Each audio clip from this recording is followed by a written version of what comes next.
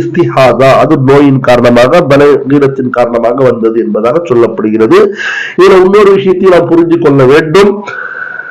ஹைதுடைய குறைந்த காலம் என்ன, எத்தனை நாட்கள் குறைந்தபட்சம் வரும் என்பதற்கு இமாம் அபு ஹனீஃபா ரஹிமஹுல்லா அவர்கள் சொல்லக்கூடிய கருத்து, ஹதீஸுடைய ஆய்வின்படி, அவர்களுடைய ஆய்வின்படி 3 நாட்கள், ஒரு பெண்ணிற்கு குறைந்தபட்சம் 3 நாட்கள் ஹைது வரலாம். அதை விட குறைவா வராது, குறைந்தபட்சம் 3 தான். அதிகமாக என்றால் 10 நாட்கள் என்பதாக சொல்லப்படுகிறது.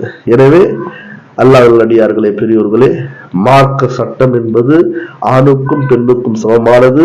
இது குறிப்பாக பெண்களுக்கு சம்பந்தமான ஒரு சட்டமாக இருக்கிறது. எனவே அந்த பெண்களுக்கும், இந்த சம்பந்தப்பட்ட பெண்கள், அனைத்து பெண்களும், குறிப்பாக வயதிற்கு வந்த அனைத்து பெண்களும் இதை நாம் புரிந்து கொள்ள வேண்டும். அதே மாதிரி நான் சொன்ன முதல்லயே 9 வயதிற்கு மேல் உள்ள பெண்களுக்கு தான் சொல்லி மார்க்கெட்ல சொல்லப்பட்டிருக்கிறது. 9 வயது அடையாமல் 9 வயது அடையாமல் மாதவிடாய் வெளிவராது என்பதாக ஒரு கருத்து சொல்லப்பட்டிருக்குது. அதே மாதிரி எந்த வயது வரைக்கும் வரும்?